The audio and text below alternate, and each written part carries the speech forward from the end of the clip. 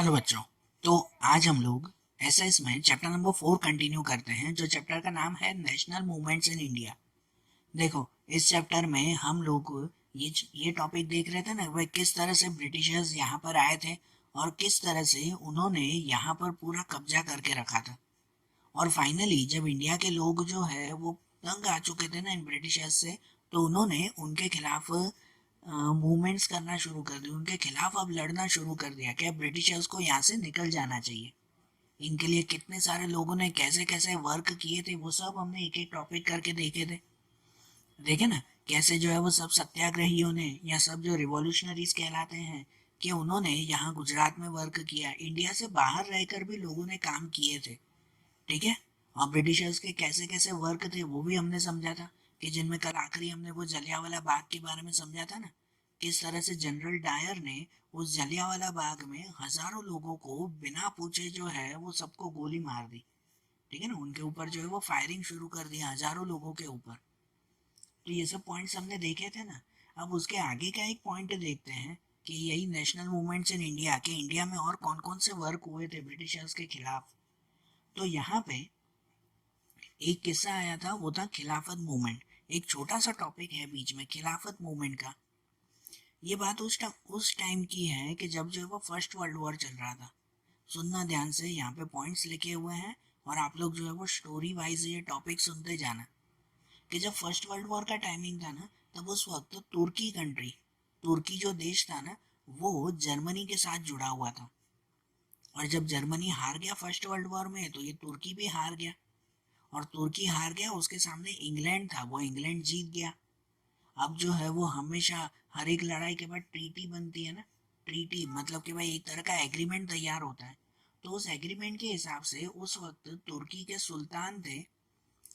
के सुल्तान वो थे खलीफा। खलीफा जो मुस्लिम के हेड कहलाते, पूरे वर्ल्ड के जितने भी मुस्लिम्स है ना, उन सबके हेड वो कहलाते थे खलीफा। ठीक है ना। तो इतने बड़े वो इंसान थे। लेकिन ये तुर्की जब जो है वो हार गया ना, तो उनकी वजह से इंग्लैंड ने इस खलीफा को जेल में बंद कर दिया। अब वर्ल्ड के सभी मुस्लिम्स के सबसे बड़े हेड खलीफा, उनको जेल में बंद कर देना, तो पूरी दुनिया में हर जगह पर जितने भी मुस्लिम्स थे ना, वो सब बहुत गुस्से में हो गए कि भाई वो खलीफा को जो है वो जेल में क्यों बंद कर दिया, उनको वहां से निकालना चाहिए। तो उसकी मूवमेंट इंडिया में भी शुरुआत हुई। इंडिया में भी जो इंग्लैंड के लोग थे ना, उनके खिलाफ उन्होंने मूवमेंट शुरू कर दी कि भाई वो तुर्की के जो सुल्तान हैं, जो वो खलीफा हैं, उनको जो है वहां से जेल से बाहर निकाले, उनको आज़ाद छोड़ दिया जाए। इसके लिए मूवमेंट हुई और इसीलिए इस मूवमेंट को नाम दिया गया खिलाफत मूवमेंट। बराबर ना, खिलाफत मूवमेंट नाम दिया गया। इस मूवमेंट के मेन जो लीडर थे ना इस मूवमेंट के हमारे इंडिया में, तो वो थे अली ब्रदर्स। दो भाई थे जिनका नाम था मौलाना शौकत अली और मौलाना मोहम्मद अली। ये दोनों अली ब्रदर्स कहलाते थे कि जिन्होंने हमारे इंडिया में ये खिलाफत मूवमेंट शुरू की। और गांधी जी ने इस मूवमेंट को सपोर्ट किया। गांधी जी ने खुद भी सपोर्ट किया और जो कांग्रेस के जो दूसरे लीडर्स थे ना, उनको भी कहा कि भाई इन मुस्लिम्स को सपोर्ट करो। ये जो अली ब्रदर्स हैं, जो खिलाफत मूवमेंट चल रही है, इन्हें सपोर्ट किया जाए। क्यों सपोर्ट किया जाए? क्योंकि इनसे जो ब्रिटिशर्स ने हिंदू मुस्लिम्स के बीच में जो यूनिटी तोड़ दी थी ना, जो झगड़ा करवाया था ना, तो उनके बीच में यूनिटी बढ़ेगी। हिंदू और मुस्लिम के बीच में यूनिटी बढ़ेगी, तो वो यूनिटी बढ़ाने के लिए गांधी जी ने ये खिलाफत मूवमेंट का सपोर्ट करने के लिए सबको रिक्वेस्ट की थी। और ये मूवमेंट काफ़ी अच्छी तरह से चली भी थी और फाइनली उस खलीफा को वो जेल से छोड़ भी दिया गया था। तो ये तो एक छोटा सा किस्सा था। अब दूसरा एक मेन पॉइंट यहाँ पर दिया हुआ है, वो है नॉन कॉपरेशन मूवमेंट 1920 से लेकर 1922 तक। अब इसके बारे में ध्यान से सुनना। हमने जब जो है वो ये पहले कल के वीडियो में देखा था, वो किसके बारे में, जलियांवाला बाग के बारे में देखा था कि किस तरह से जलियांवाला बाग में जो जनरल डायर थे, वो जनरल डायर ने हजारों लोगों के ऊपर फायरिंग कर दी थी। और जब जनरल डायर के ऊपर केस चला ना, तो उनके केस में उनको कोई भी सजा नहीं मिली। उल्टा उनको ये कह दिया गया कि भाई जनरल डायर ने गलती से सबके ऊपर गोलियां चला दी थी। बरोबर ना। और इंग्लैंड में जाकर तो जनरल डायर को इनाम भी मिला कि जैसे उन्होंने बहुत बड़ा काम किया है, उनको इनाम भी मिला था। तो ऐसा किस्सा देखकर अब गांधी जी को जो है वो ये ब्रिटिशर्स के ऊपर पूरा विश्वास निकल गया था, पूरा विश्वास जो है वो निकल गया। और इसकी वजह से गांधी जी के साथ ये नॉन कोऑपरेशन मूवमेंट शुरुआत हुई। गांधी जी ने नक्की किया कि अब जो है वो ये ऐसी मूवमेंट शुरू करेंगे जो कहलाई नॉन कोऑपरेशन मूवमेंट। ये नॉन कोऑपरेशन मूवमेंट दिसंबर 1920 में शुरुआत हुई, दिसंबर 1920 में, कि जिसमें जो कांग्रेस के जो भी लीडर थे ना, उन्होंने स्ट्रांगली डिमांड की कि अब इंडिपेंडेंस ऑफ इंडिया हमें चाहिए, मतलब हमें इंडिया की पूरी आज़ादी चाहिए। पहले जो ब्रिटिशर्स कह रहे थे ना कि नहीं भाई, तो आपको आधी आज़ादी देंगे। आधी आज़ादी मतलब कि भाई रूल ब्रिटिशर्स का ही चलेगा, लेकिन इंडियन को भी कुछ कुछ फायदे होंगे, ऐसा ऐसे जो है वो कहा जाता था। लेकिन अब इंडिया के लोगों ने, ये कांग्रेस के जो लीडर थे, उन्होंने स्ट्रांगली डिमांड की कि नहीं, अब हमें पूरी आज़ादी चाहिए, आधी आज़ादी अब हमें नहीं चाहिए। और जिसकी वजह से नॉन कोऑपरेशन मूवमेंट शुरुआत हुई। और ये मूवमेंट वो हमारे इंडिया की बहुत बड़ी मूवमेंट कहलाती है। इस मूवमेंट से बहुत सारे फायदे हुए हमारे इंडिया को। जैसे कि अगर उसके पॉजिटिव एस्पेक्ट देखे जाए ना, मतलब अगर उसके फायदे देखे जाए ना, तो फायदे ऐसे कि भाई इनकी वजह से जो है वो हमारे इंडिया में हिंदू मुस्लिम यूनिटी बढ़ी। इस मूवमेंट की वजह से स्वदेशी मूवमेंट शुरुआत हुई, मतलब हर किसी को समझाया गया कि सिर्फ इंडिया से बनी हुई चीजें ही खरीदो, फॉरेन गुड्स नहीं। अबोलिशन ऑफ अनटचेबिलिटी, कि यहाँ पे जो अनटचेबिलिटी मतलब जो छूत अछूत का भेदभाव चलता था ना, यहाँ पे जो वो गरीब अमीर का छूत अछूत का जो भेदभाव चलता था वो हटाया गया। नेशनल एजुकेशन दी गई, लोगों को जो है वो इंग्लिश एजुकेशन छोड़कर और अपनी एजुकेशन, अपनी लैंग्वेज में एजुकेशन देना शुरुआत किया गया। प्रोहिबिशन ऑफ फॉरेन गुड्स, कि यहाँ पर फॉरेन गुड्स या फिर जो लिक्वर, क्या कह सकते हैं कि जो दारूबंदी, जो फॉरेन के जो भी सामान थे, उन सब को जो है वो ये यूज करवाना बंद किया गया। इनसे फायदा हुआ कि भाई हर घर घर जो है वो लोगों ने खुद अपना काम करना शुरू किया, कि ब्रिटिशर्स के वहाँ काम नहीं करना है, कहते हैं ना सेल्फ डिपेंडेंट होना, आत्मनिर्भर होना, वो उन्होंने शुरू किया। इसके लिए गांधी जी ने सबको जो है वो पहले के टाइम में जो वो चरखा आता था ना, गांधी जी वो चरखा जो चलाते थे, तो वो हर घर घर पर जो है वो उन्होंने पहुंचाया। और ये पहुंचाने के बाद उन्होंने, गांधी जी और दूसरे लीडर्स ने हर किसी को रिक्वेस्ट की कि हम ब्रिटिशर्स के खिलाफ लड़ रहे हैं, अगर किसी को जो है वो सपोर्ट देना है या कुछ दान देना है, कैसे डोनेशन देनी है, तो वो दे सकते हैं।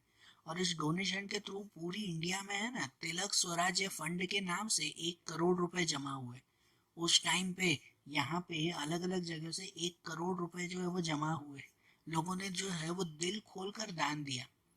भले किसी ने जो है वो 1 रुपए 2 रुपए या जिससे जितना हो सका उतना, तो उससे पूरी इंडिया में 1 करोड़ रुपीज जो है वो जमा हो गए, जिसका यूज तो जिसका यूज यहाँ ब्रिटिशर्स के खिलाफ लड़ाई में हो सका। इसके अलावा दूसरे जो जो वर्क हुए ना इस नॉन कोऑपरेशन मूवमेंट में, कि जिनमें कितने सारे बड़े बड़े लीडर्स थे, कि उन्होंने अपने अवार्ड, जो उनको नाम मिले थे, जो उनको टाइटल्स मिले थे, वो सब टाइटल्स उन्होंने ब्रिटिशर्स को रिटर्न कर दिए। ब्रिटिशर्स ने उनको ये टाइटल्स दिए थे, तो वो सभी टाइटल्स जो है वो उन्होंने रिटर्न कर दिए।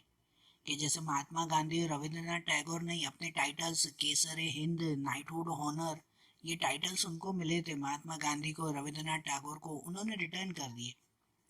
कि अगर ब्रिटिशर्स वो हमारे लिए कोई सही काम नहीं कर रहे हैं, तो उनके दिए हुए ये जो टाइटल्स, उनके दिए हुए जो अवार्ड है ना, वो अवार्ड भी हमें नहीं चाहिए। सबने अपने ये टाइटल्स अवार्ड, ऐसे बहुत सारे लीडर्स ने जो है वो रिटर्न किए।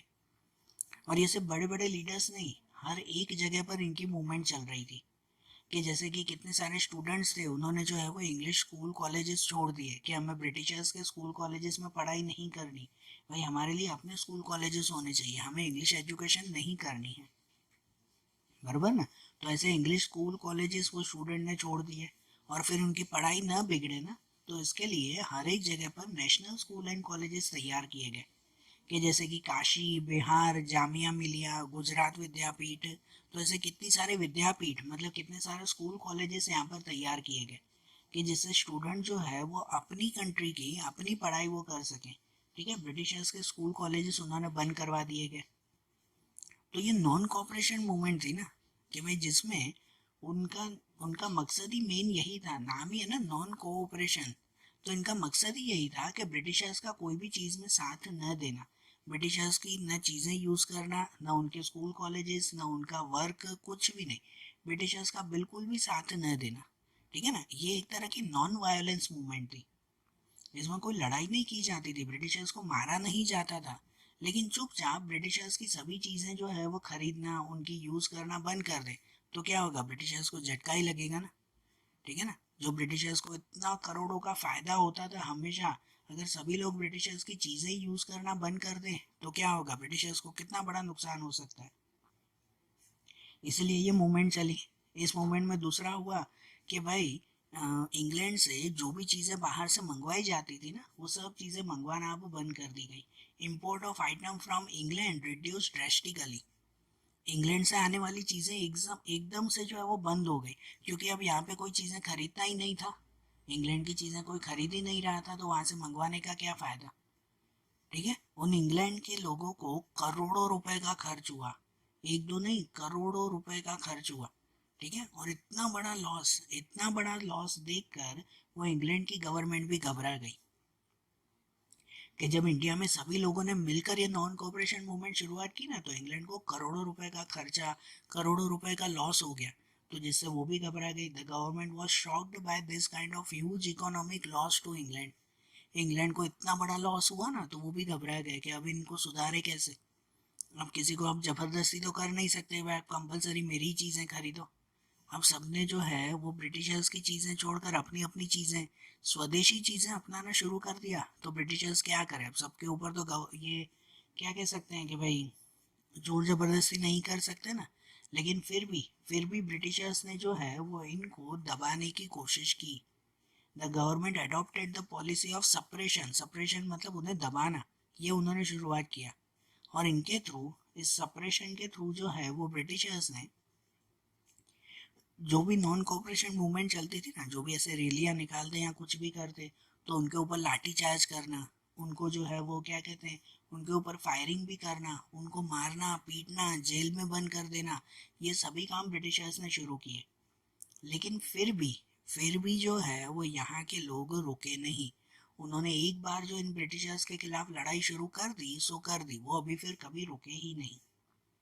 ब्रिटिशर्स ने हिंदू मुस्लिम यूनिटी भी तोड़ने की फिर से कोशिश की, कि सब हिंदू मुस्लिम साथ में काम कर रहे थे नॉन कॉपरेशन मूवमेंट में, तो उसे भी तोड़ने की कोशिश की, लेकिन उसमें भी वो अब ब्रिटिशर्स जो है वो सफल नहीं हो पाए।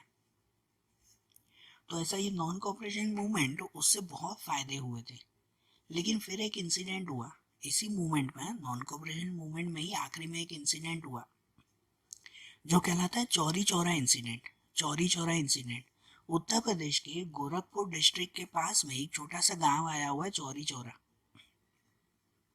वहां पर इस नॉन कॉपरेशन मूवमेंट के हिसाब से ही एक मूवमेंट चल रही थी, एक रैली निकल रही थी, लोगों ने एक रैलियां निकाली थी, और उसे रोकने के लिए वहां पर जो है वो पुलिस पहुंच गई, ब्रिटिशर्स की पुलिस पहुंची वहां पे, और पुलिस ने सबके ऊपर फायरिंग शुरू कर दी। जिन भी लोगों ने रैलियां निकाली थी उनके ऊपर उन पुलिस वालों ने बिना कहे जो है वो फायरिंग शुरू कर दी। लेकिन लकीली उन पुलिस वालों की गोलियां खत्म हो गई। Then they were ran short of bullets, कि उनकी गोलियां बिल्कुल खत्म हो गई। और जैसे ही उनकी गोलियां खत्म हुई ना, तो सब लोगों को जो है वो गुस्सा आ गया, और सब लोगों ने उन पुलिस वालों को ही पकड़कर उनके ही पुलिस स्टेशन में बंद करके और पूरे पुलिस स्टेशन को आग लगा दी। बराबर, पुलिस वाले जो है वो इन लोगों के ऊपर गोलियां चला रहे थे। तब उनकी गोलियां जैसे ही खत्म हुई ना, तो लोगों को गुस्सा आ गया, और लोगों ने जो है वो सभी पुलिस वालों को पकड़कर उनके ही पुलिस स्टेशन में बंद करके सबको जो है वो जला दिया, जिंदा जला दिया, पूरी पुलिस स्टेशन को ही आग लगा दी, कि जिसमें 21 पुलिसमैन जो है वो वहां पर मर गए, जिंदा जल गए।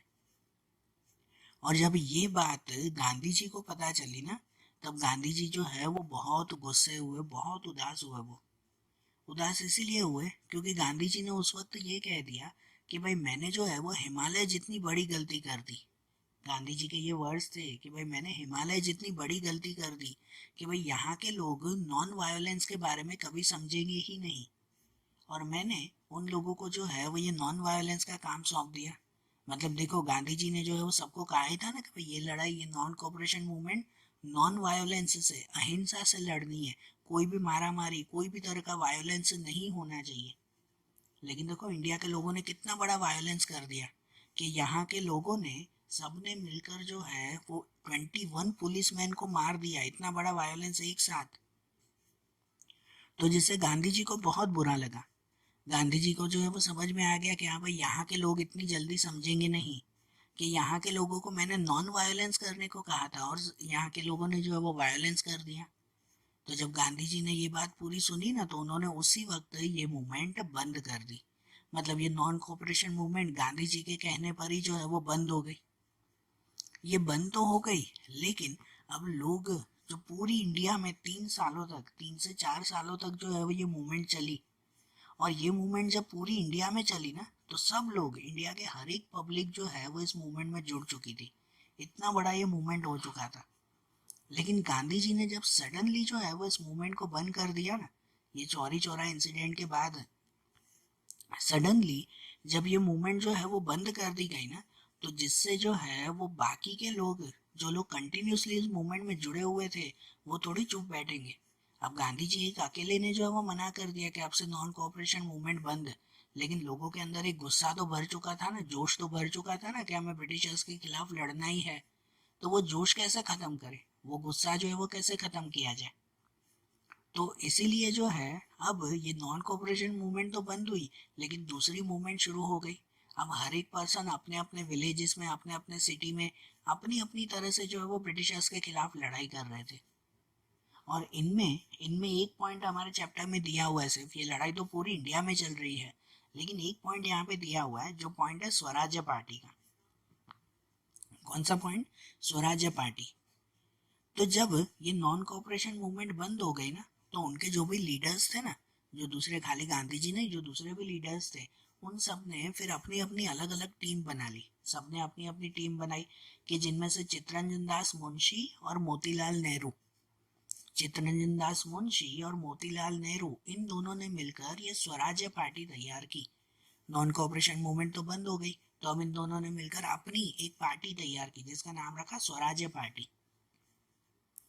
ये स्वराज्य पार्टी का काम वही था जो Gandhi ji non cooperation movement में करते थे। मतलब ये पार्टी समझो गांधी जी के रास्ते पर ही चलती थी, नॉन वायोलेंस से, वायोलेंस से नहीं। इनकी लड़ाई भी नॉन वायोलेंस से ही होती थी। इनका काम भी था अनटचेबिलिटी को दूर करना, हिंदू मुस्लिम यूनिटी बढ़ाना, हर जगह पर स्पिनिंग व्हील, जो वो चरखा कहते हैं ना, कि वो चरखा जो है वो हर जगह पर लेकर आना, मतलब लोगों को आत्मनिर्भर बनाना। सब ब्रिटिशर्स के ऊपर डिपेंड न रहें, खुद अपना काम करें। बराबर, लिक्वर प्रोहिबिशन करना, कि भाई दारूबंदी करवाना, लोगों को जो है वो उनके नशे से छुड़वाना और उनको सही रास्ता दिखाना। ये सब काम जो है वो स्वराज्य पार्टी का था।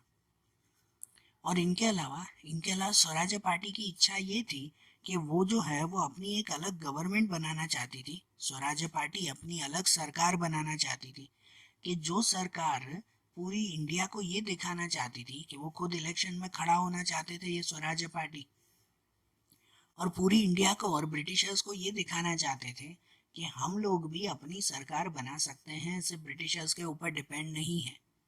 पता है ब्रिटिशर्स काफ़ी बार हमारे इंडिया के लीडर्स को ये कहते थे कि अगर हम लोग यहाँ से चले जाएंगे ना, तो आपका देश जो है वो कोई संभाल ही नहीं पाएगा। ये ब्रिटिशर्स के वर्ड्स थे। ब्रिटिशर्स को जब भी यहाँ से कहो ना कि भाई आप लोग जो है वो इंडिया छोड़कर चले जाओ, तो ब्रिटिशर्स क्या कहते थे यहाँ के लीडर्स को, जो भी बड़े बड़े लीडर्स थे, उनको ये कहते थे कि आपके इंडिया में जो है वो कोई भी पढ़ा लिखा नहीं है, किसी को ज़्यादा नॉलेज नहीं है, हम अगर यहाँ से चले जाएंगे ना, तो आपके देश में कोई सरकार बनेगी नहीं, आपका देश जो है वो सही तरह से चलेगा ही नहीं। बराबर, इसलिए हमारा यहाँ पे रहना ज़रूरी है। ब्रिटिशर्स ऐसे कंपलसरी कहते थे, इसलिए हम यहाँ पे रह रहे हैं, कि अगर हम चले जाएंगे ना तो आपका देश जो है वो बर्बाद हो जाएगा। तो इसीलिए ये स्वराज्य पार्टी में जो चित्तरंजन दास और मोतीलाल नेहरू थे ना, वो अब सबको बताना चाहते थे कि देखो हम लोग भी अपनी सरकार बना सकते हैं, कि अगर ब्रिटिशर्स चले भी जाएंगे ना, तो हम लोग अपनी सरकार से काम करेंगे, अपने हिसाब से काम करेंगे, अब हमें ब्रिटिशर्स की जरूर नहीं है। तो इसके लिए नवंबर 1923 में जब इलेक्शन हुए ना, तो ये स्वराज्य पार्टी भी जो है वो इस इलेक्शन में उन्होंने पार्ट लिया, और अपने वर्क के थ्रू इन्होंने अच्छी तरह से वो इलेक्शन जीता भी, कि जिसमें मोतीलाल नेहरू वो सेंट्रल लेजिस्लेचर के लिए सिलेक्ट किए गए, है ना, एज अ पार्टी होल्डर। तो वो सेंट्रल लेजिस्लेचर, सेंट्रल गवर्नमेंट के लिए वो तैयार हुए। और चित्तरंजन दास वो बंगाल में इलेक्ट हुए, बंगाल में उनका सिलेक्शन हो गया। मतलब स्वराज्य पार्टी का काम शुरू हो गया। उन्होंने ब्रिटिशर्स को भी बता दिया कि देखो हम लोग भी अपनी सरकार तैयार कर सकते हैं और अपने हिसाब से काम कर सकते हैं, अभी हमें आप लोगों की जरूर नहीं है कि ब्रिटिशर्स यहाँ से चले भी गए ना तो भी हम अपने हिसाब से काम करेंगे। ऐसा जो है वो स्वराज्य पार्टी ने ब्रिटिशर्स को भी दिखा दिया। ये स्वराज्य पार्टी ने उसके बाद इन ब्रिटिशर्स के खिलाफ बहुत सारे वर्क किए कि अब जैसे ब्रिटिशर्स जो भी काम करती ना तो अब तो ये स्वराज्य पार्टी की भी अपनी समझो क्या कह सकते एक टीम बन चुकी थी। तो अब ब्रिटिशर्स जो भी काम करती तो उनके खिलाफ ये स्वराज्य पार्टी बोलते कि जैसे ब्रिटिशर्स ने जो है वो एक बजट तैयार किया था, जिस बजट में सिर्फ और सिर्फ जो है वो ब्रिटिशर्स को फायदा मिल रहा था, इंडिया के लोगों को नहीं। तो स्वराज्य पार्टी ने उसको डिसअप्रूव किया, उसका अपोज किया कि भाई बजट अच्छा बनाओ कि जिससे जो है वो हमें भी फायदा हो, कि खाली आपके फायदे के लिए बजट नहीं होना चाहिए। इसके अलावा दूसरे बहुत सारी जगह पर अलग अलग पॉलिसीज बनाई, जो भी रूल्स ब्रिटिशर्स ने बनाए थे वो सभी रूल्स बंद करवाने के लिए ये स्वराज्य पार्टी ने डिमांड की कि भाई ये सब जो अनजस्ट रूल्स हैं वो सब जो है वो बंद किए जाएं। और ये स्वराज्य पार्टी इतनी फेमस हो चुकी थी पूरी इंडिया में इतनी फेमस हो चुकी थी कि अब इनके डिसिप्लिन मैनर से काम करने की वजह से वो इतनी अच्छी तरह से काम कर रही थी कि पूरी इंडिया के जो भी एजुकेटेड पर्सन थे ना वो सभी स्वराज्य पार्टी की तरफ अट्रैक्ट हो रहे थे कि हाँ भाई गांधी जी के बाद अगर कोई अच्छी तरह से काम कर रहा है ना तो ये स्वराज्य पार्टी कर रही है, ये बहुत अच्छी तरह से काम कर रही है। तो स्वराज्य पार्टी का वर्क बहुत अच्छा था कि जो ये ब्रिटिशर्स के खिलाफ काम कर रहे थे। लेकिन तब तक कि जब तक इनके लीडर चित्तरंजन दास थे तब तक। जब चित्तरंजन दास की डेथ हो गई ना 1925 में, जब चित्तरंजन दास की डेथ हो गई तो उनकी डेथ के बाद ये स्वराज्य पार्टी वीक हो गई। फिर इसको संभालने वाला कोई भी नहीं था क्योंकि मेन लीडर यही थे। इनकी वजह से ही ये स्वराज्य पार्टी काफी अच्छी तरह से चल रही थी। लेकिन चित्तरंजन दास की डेथ हो गई तो उसके बाद इस स्वराज्य पार्टी को संभालने वाला अब कोई बचा ही नहीं था। तो इस स्वराज्य पार्टी धीरे धीरे टूटने लगी। इनके जो नेता थे ना, स्वराज्य पार्टी के जो मेंबर थे वो सभी मेंबर आपस में ही झगड़ने लगे। कितने मेंबर ने इन स्वराज्य पार्टी का काम कंटिन्यू किया तो कितने मेंबर ऐसे थे जो इससे अलग हो गए कि अब स्वराज्य पार्टी में हमें काम नहीं करना है, हम लोग अपनी पार्टी बनाएंगे। कि जिनमें से इनमें से कितने सारे लीडर्स अलग होकर उन्होंने अपनी पार्टी बनाई जिसका नाम रखा नेशनल पार्टी। ठीक है, स्वराज्य पार्टी से कुछ लोग अलग हो गए और उन्होंने अपना दूसरी पार्टी बनाई जिसका नाम नेशनल पार्टी उन्होंने रखा। तो इस तरह से ऐसे स्वराज्य पार्टी ने काम बहुत अच्छा किया था, लेकिन वो चित्तरंजन दास थे तब तक। फिर दूसरी बार जब वो इलेक्शन में लड़े ना तो स्वराज्य पार्टी हार गई। और दूसरे बहुत सारे नेताओं ने अब स्वराज्य पार्टी की बुराई भी की कि भाई ये पार्टी अब सही तरह से काम नहीं कर रही है। मतलब पहले इसकी जितनी तारीफ हो रही थी ना उसके बाद इसकी स्वराज्य पार्टी की उतनी बुराई भी हुई। लेकिन ये तो सिर्फ एक किस्सा ना, ये तो सिर्फ एक किस्सा हुआ ना स्वराज्य पार्टी का। ऐसे तो पूरी इंडिया में कितनी सारी पार्टियां, कितने सारे लोग जो है वो ब्रिटिशर्स के खिलाफ काम कर रहे थे। कुछ सक्सेस भी हुए तो कुछ ने जो है वो अच्छी खासी कोशिश भी की। बराबर। तब उन्होंने क्या किया, यहाँ पे जो हमारी स्टोरी हुई ना वो 1925 तक की हुई। बराबर। इस चैप्टर में हमने 1857 से शुरुआत की थी कि सबसे पहले ब्रिटिशर्स के खिलाफ लड़े थे वो थे मंगल पांडे। 1857 में तब वो शुरुआत हुई थी ना, तब से लेकर 1925 तक यहाँ तक जो है वो कौन कौन से मेन इंसिडेंट हुए, क्या क्या वर्क हुए, वो सब हमने देखा। अब 1925 से लेकर आखिरी में 1947 तक जो आखिरी के 20-22 साल थे कि जो उसके बाद हमें आज़ादी मिली, तो आखिरी के ये 20 ईयर्स में, ये 20 सालों में क्या क्या वर्क हुआ, कौन कौन सी दूसरी बड़ी लड़ाइयाँ हुई कि आखिरकार वो ब्रिटिशर्स को यहाँ से जाना ही पड़ा। तो ऐसी कौन सी लड़ाइयाँ हुई आखिरी के 20 सालों में, वो हम लोग अगले चैप्टर्स में देखेंगे। ठीक है ना, इनके नेक्स्ट चैप्टर्स में वो पॉइंट दिए हुए। बरोबर। तो इनके अगले टॉपिक्स अब हम लोग अगले चैप्टर्स में देखते हैं। Okay, thank you.